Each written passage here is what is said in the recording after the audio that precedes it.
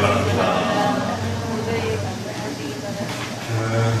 지금 연중으로 알고 있고요.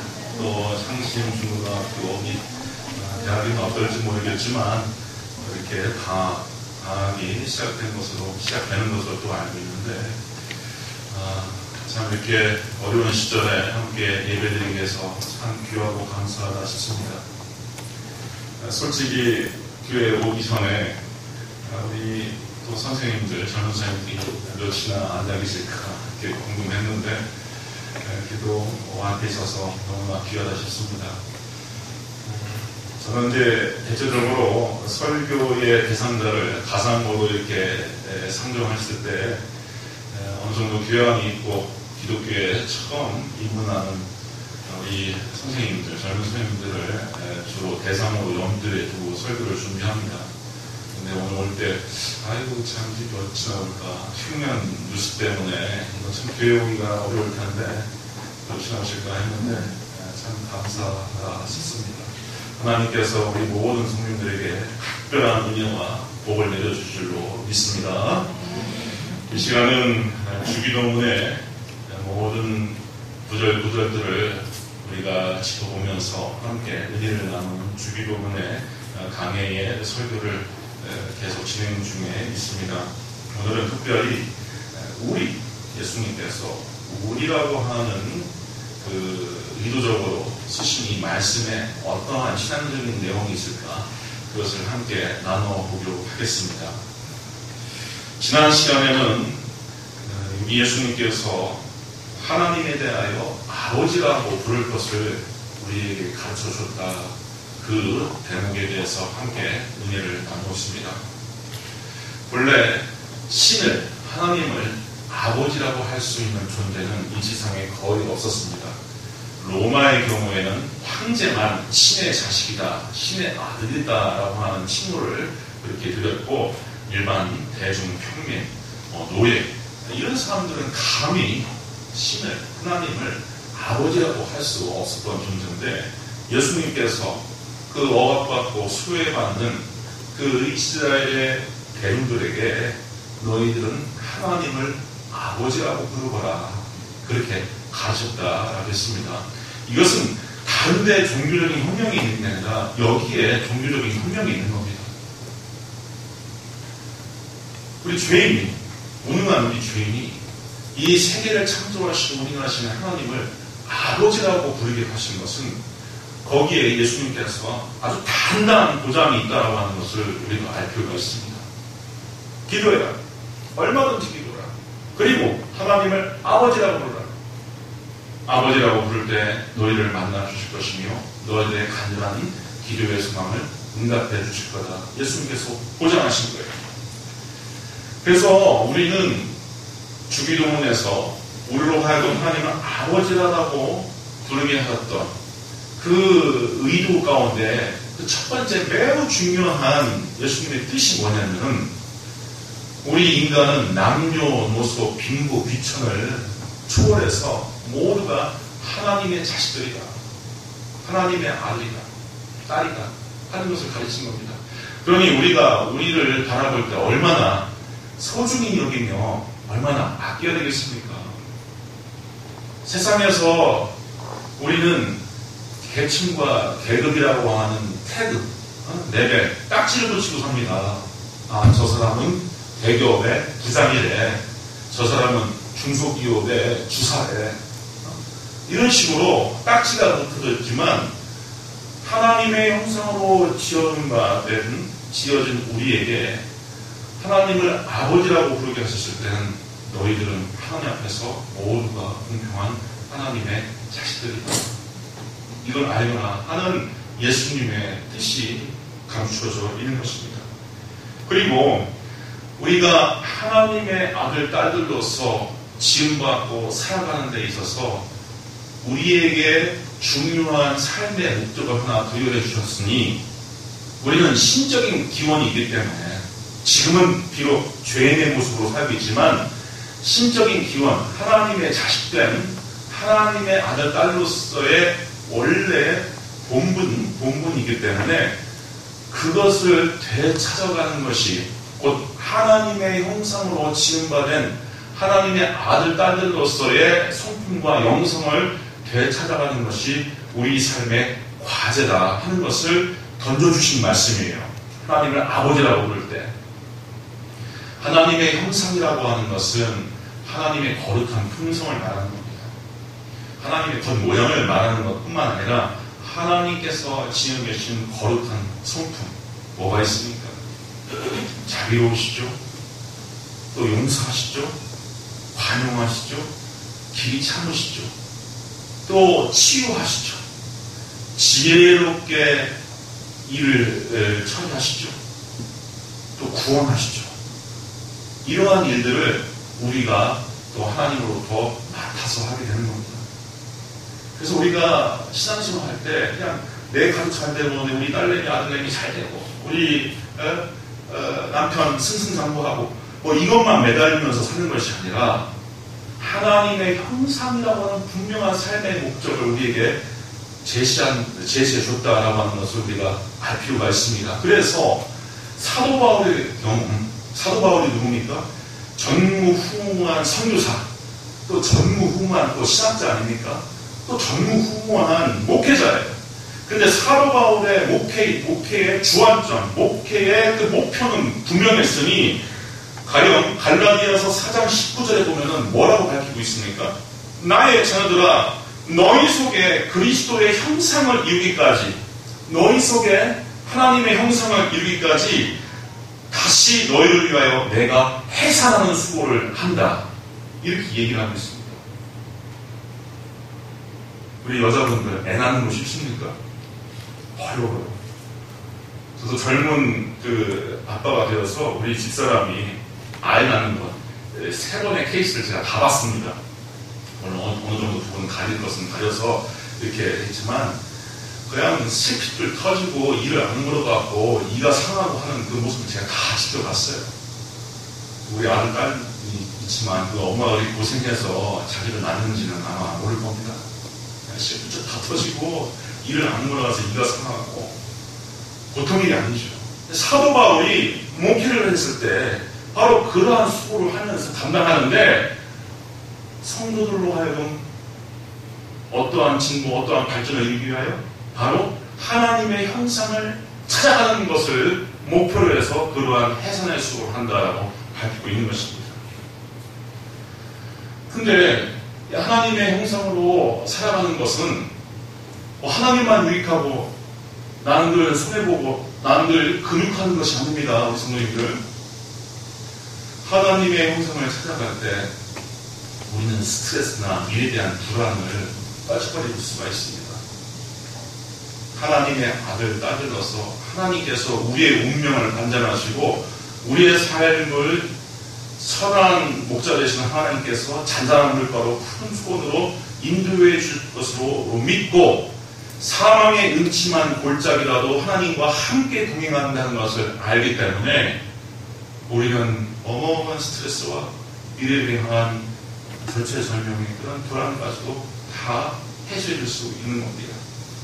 그리고 작은 예수로서 남겨진 하나님의 청지기로서 하나님께는 영광이고 또 우리 이웃과 우리 지역과 공동체에게는 하나님의 열간의 풍성한 은혜와 유익을 전달하면서 살 수 있는 존재로 우리가 이 땅에서 직임을 감당하게 되는 겁니다.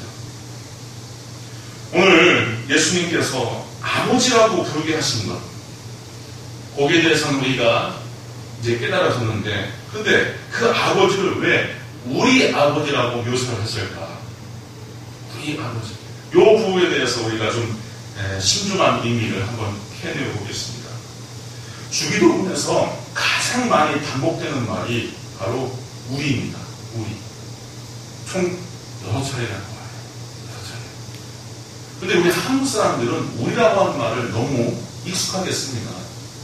그래서 주기도문에 자꾸 반복되는 우리에 대해서 큰 감이나 어떤 도전적인 의식을 받지 않을 경우가 있어요.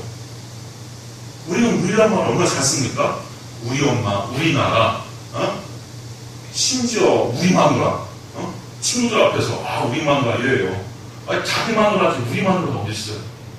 근데 무의식 속에서 우리 한국 사람들은 이런 공동체의식, 이런 또래의식이 이렇게 켜켜이 쌓이기 때문에 쉽게 우리라는 말을 쓰고 우리라고 하는 말에 대해서 별 거부감이 없습니다. 근데 서양 언어만 해도 my mother, my mother, 내 책, 몽링 이렇게 나라고 하는 나 중심의 사고 양식을 갖기 때문에 이 예수님께서 우리라고 가르쳤을 때 이 우리의 의미를 이 사람들이 진지하게 받아들일 때는 커다란 신앙적인 도전을 받게 됩니다. 사실 우리나라도 급속하게 근대화, 서구화 되면서 가치관이 서구적인 개인주의, 또 이기주의에 이렇게 편승해갖고 이 사회가 아주 좀 안 좋아지는 경향이 있습니다. 그냥 나만 편하면 되지. 나만 잘 되면 되지. 뭐 경기도에서는 뭐 그런 일이 있다는데 그냥 뭐 내가 장사에 유익하다고 하니까 수많은 수십만 년 이렇게 이 형성된 계곡에다가 그냥 콘크리트를 발라버리고 거기에 원두막을 세우고 거기에서 그냥 백수장사하면서 뭐 나만 잘 되면 되지, 나만 돈 벌면 되지, 한천장사인데 뭐 어때 하는 생각으로 장사를 많이 해왔던 모양이에요.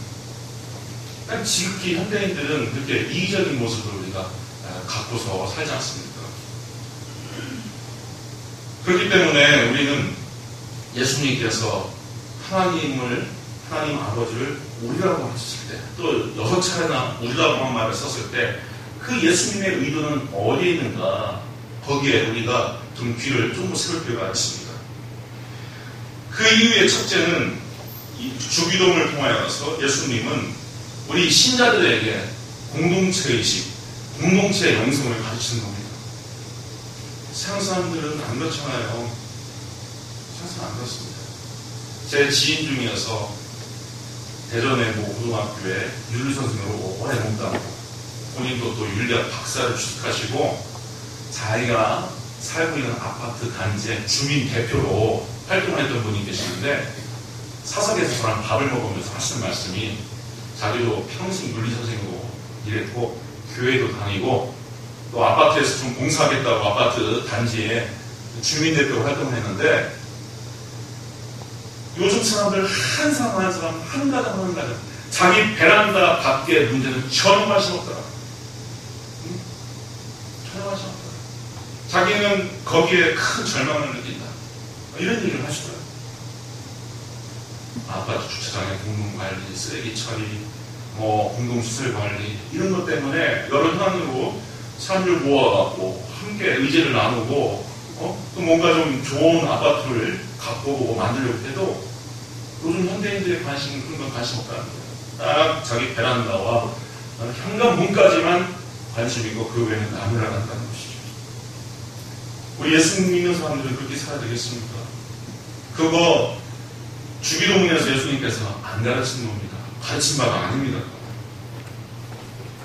그리고 우리가 공동체의식, 공동체의 영성을 우리가 함양할 때 참 좋은 것은 서로가 서로를 위한 의지서가 되고 서로가 서로를 향한 힐러, 치유자가 될 수 있는 거예요. 우리 현대인들 참 외롭습니다. 청춘은 청춘대로 외롭다고 하고요. 또 가정주부는 애를 키우고 남편 뒷바라지 하면서 자기라고 하는 존재가치도 못 느끼면서 너무 외로운 삶을 살고 있다라고 그렇게 하소연을 하고요.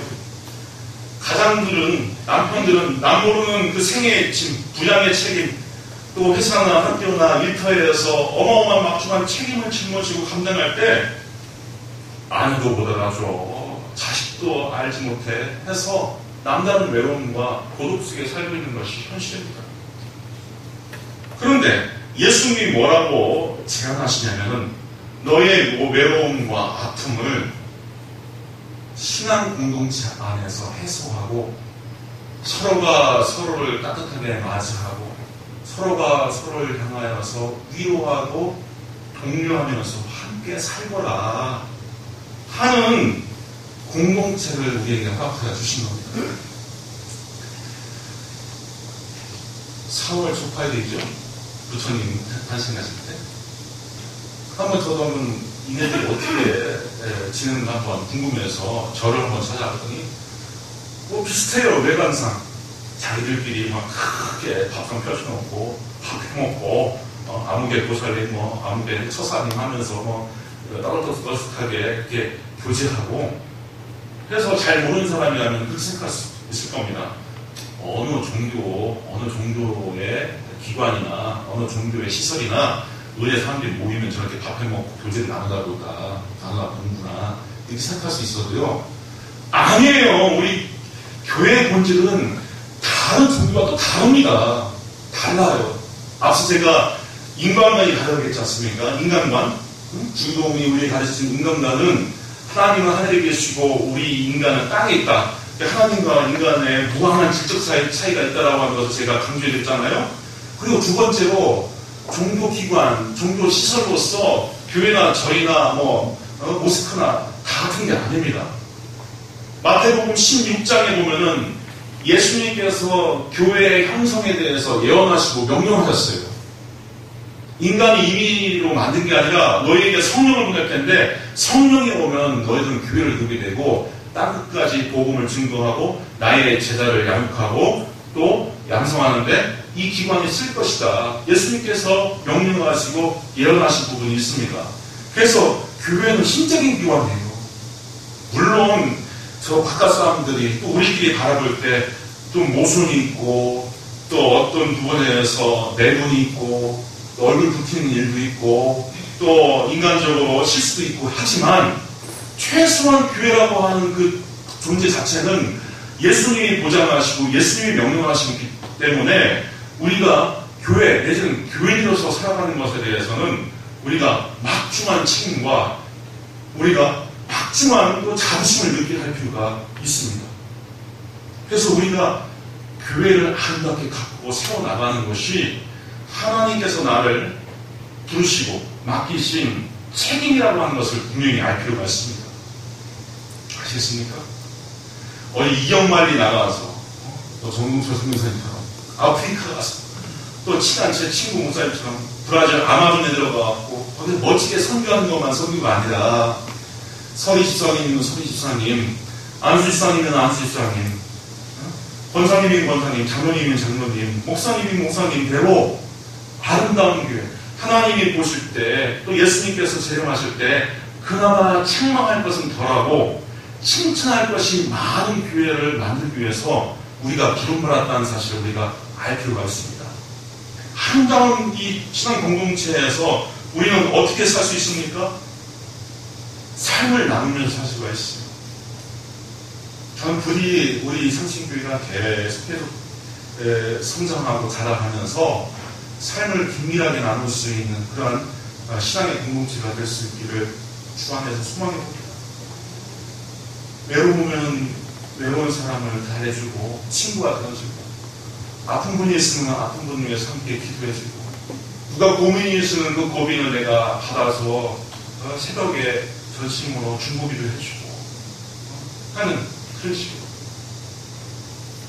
그래서 함께 울고 웃고 교제하며 슬픔도 나누고 기쁨도 나누면서 성령의 임재 속에서 하나님 나라를 미리 맛보는 현장이 바로 교회가 되어야 됩니다. 우리 성도님들 가운데서 그 열대과일 두리안 드셔보신 분 계셔요? 두리안? 지옥의 냄새, 천국의 맛이라고 하는데 그 냄새는 꼭 그 재래식 화장실 냄새 비슷하게 납니다. 근데 맛은 또 달달한 부드러운 아이스크림 맛이 나죠. 저는 그거 먹기 전에는 도대체 무슨 맛인가? 무슨 맛인데 저걸 과일을 환제라고 하는가? 저걸 인도네시아 사람들 마누라 팔아서 사먹는 과일이라고 하는가? 그렇게 궁금했어요. 근데 한 입 먹어보고서 알았습니다. 아, 이게 두리안이구나. 전 세계 두리안 맛을 제가 한 번 맛볼 때 다 알아버렸어요. 마찬가지입니다. 우리는 하나님 나라를 너무 추상적으로, 너무 관념적으로 알 필요가 없어요. 하나님 나라는 반드시 도래하는데 어떤 방식으로 도래하냐면은 우리의 공동체를 통해서 도래합니다. 우리 신앙 공동체에 성령님께서 내리시고 역사하실 때 서로가 서로를 향하여 마음을 열고 서로 사랑을 나누고 위로하고 서로가 서로를 치유하며 약한 자를 공유하고 끌어주고 또 실수하고 흠이 많은 사람들의 허물을 덮어주며 그렇게 서로 기대어가면서 어깨동무하면서 함께 나아갈 때 그게 우리가 미리 맛볼 수 있는 천국의 맛이라는 거예요.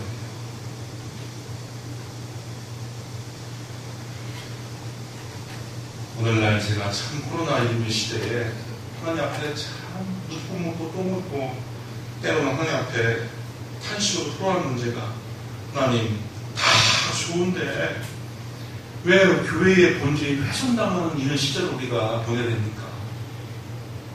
그렇게 묻곤 해요.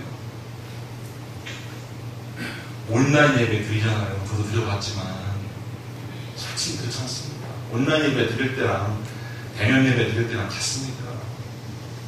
사과바꿔 먹으면서 소파에 앉아갖고 말씀 청취하는 게 그게 어떻게 신자의 자질 수가 있어요. 참 오늘 오신 분들 너무나 감사한 게 여기에는 놀러 와신 분도 계시고 기저질환이 있으신 분도 계신데 그야말로 목숨을 내놓고 예배를 드리고 계셔요. 우리 성도님들 그 믿음 주님께서 반드시 연락해 주시고 복 주시도록 믿습니다. 원래 예수 믿는 거에 목숨 내놓고 믿었어요. 이렇게 쾌적한 공간에서 푸신푸신한 쿠션에 앉아갖고 예배드리는 거 얼마 안 됐습니다. 우리 조상님들만 해도 6.25 때만 해도 예수 믿는다고 얼마나 많이 학살되겠습니까? 수원 재앙리 같은 경우에는 일제가 바깥에서 불을 지르고 총기 난사해갖고 모든 교인들이 한 자리에 죽었어요. 초대교회 형성 때를 보세요. 네로 황제가 얼마나 많이 사람들을 죽였습니까? 예수 믿는 것 목숨 내놓고 믿었습니다. 우리가 비로소 그 자리에 지금 앉아 있어요.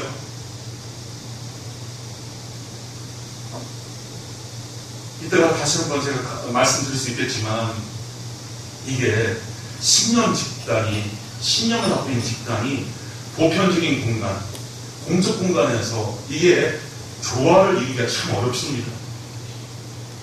어제 광화문 쪽에서 정치적인 집회가 있다고 하는데 지금 공적인 책무를 생각하면 코로나19 시대에 공중보건을 생각하면 그렇게 모이면 안 돼요.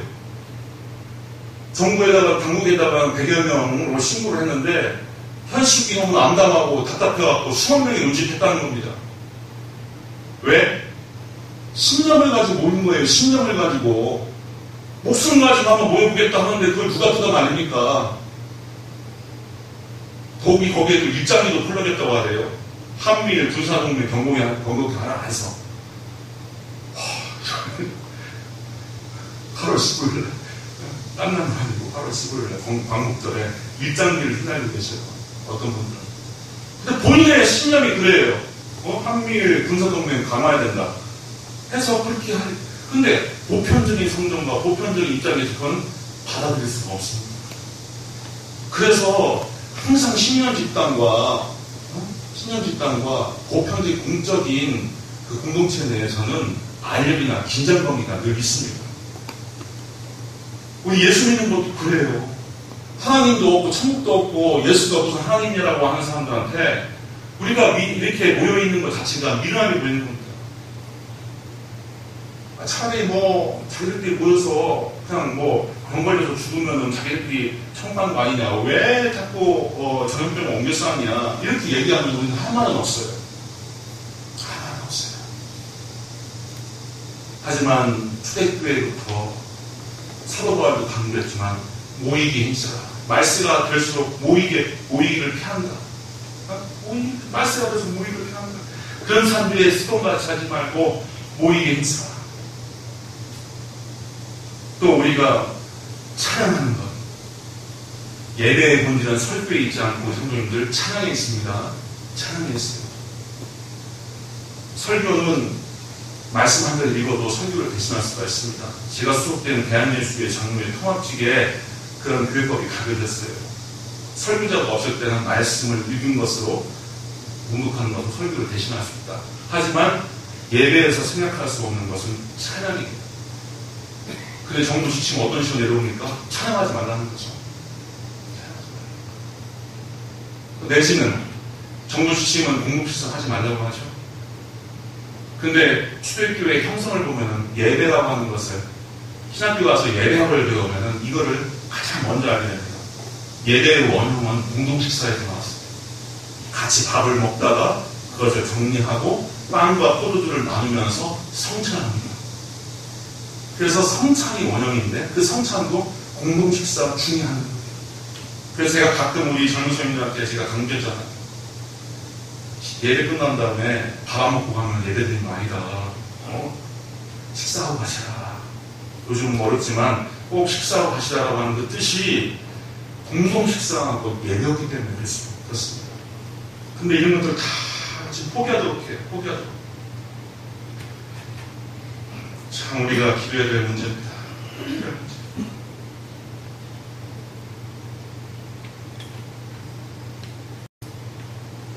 우리 예수님은 우리 신자들이 고립된 이기주의자 내지는 경건하고 거룩한 이기주의자로 살 것을 한 번도 가르친 적이 없습니다. 어떤 분들은 나만 은혜받고 나만 거룩하고 나만 잘되면 됐지 내 이웃이 어떻게 됐든 나만 잘되면 되는 거 아니냐 이런 식으로 생각할 수 있지만 하나님은 한 번도 거룩한 이기주의자를 허락하신 사례가 없어요. 그래서 우리가 예수님을 믿고 은혜를 경험하고 예수님의 성품을 닮아가고 하나님의 형상을 찾아가면 반드시 공동체와 사회에 기여할 수 있는 사람이 됩니다. 사마리아 수가성을 예수님께서 방문했을 때 한 음녀를 만나게 되죠. 전에 남편 5을 주었던 그 지역에 아주 낙인 찍힌 음녀예요.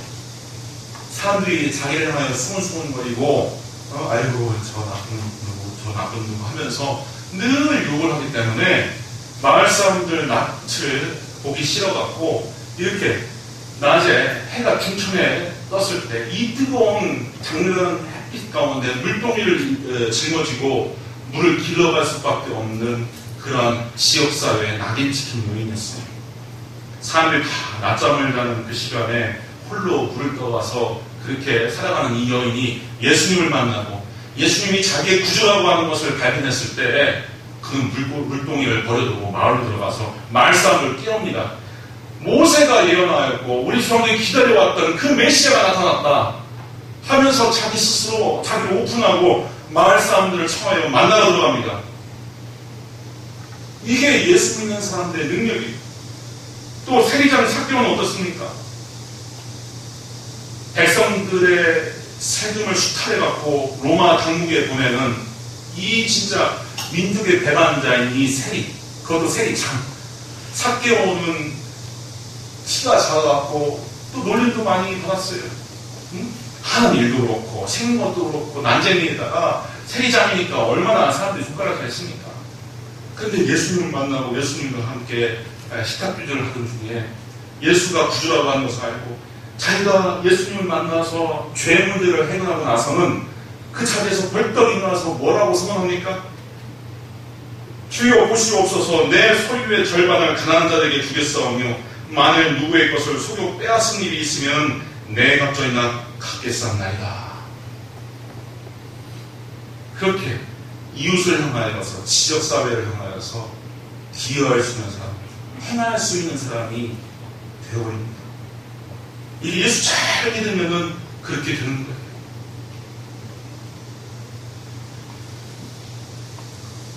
우리는 지금 광복절 덕분으로 연휴를 즐기고 있습니다.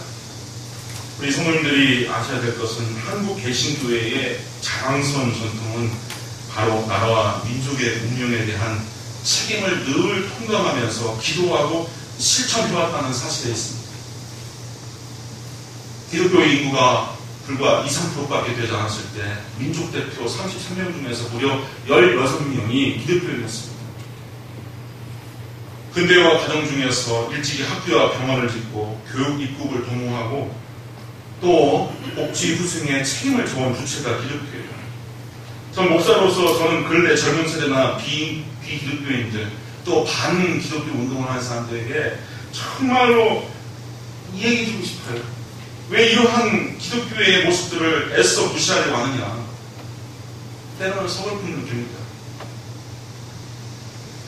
그러나 어느 많은 몫은 우리가 자초한 것이다라고 생각이 듭니다.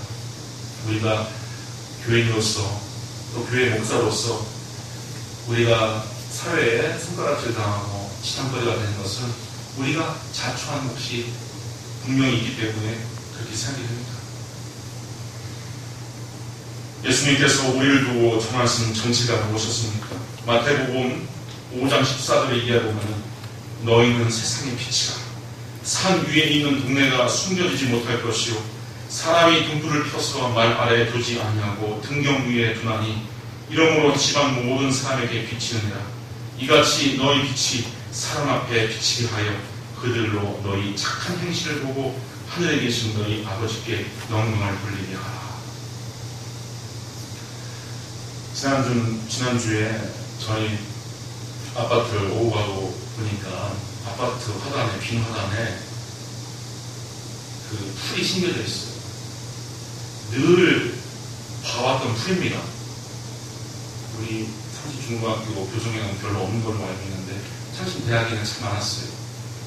맹문동이라고 하는 풀. 그거를 참또 심어하더라고요.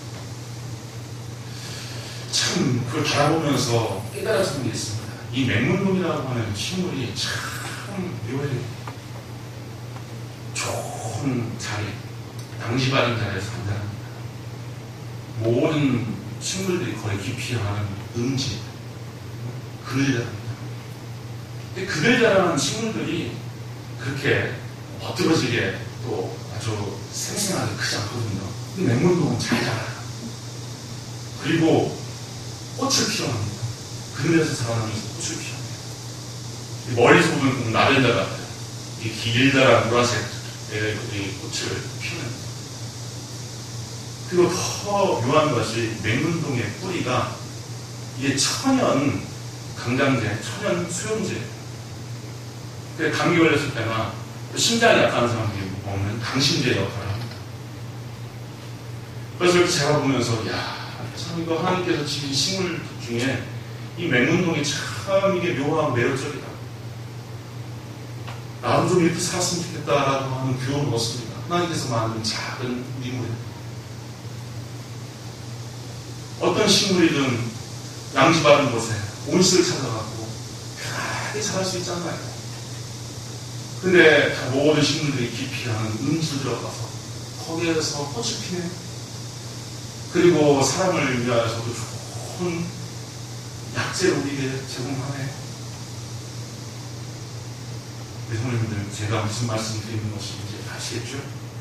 요즘 예수 믿는 사람도 다운 그런 능력을, 그러한 삶을 살기가 참 어려운 시대에 있습니다. 광복절을 맞이하고 또 요즘 많이 사회적으로 어렵고 힘든 현실에 우리 창신교회 모든 성도들이 각자의 자리에서 하나님의 영광을 드러내고 많은 사람들에게 생명과 복과 평안과 위로와 치유를 받아들일 수 있는 그런 유익한 삶을 살 수 있기를 주님의 이름으로 축원드립니다. 기도하겠습니다. 은혜로우신 아버지 하나님 참 감사합니다.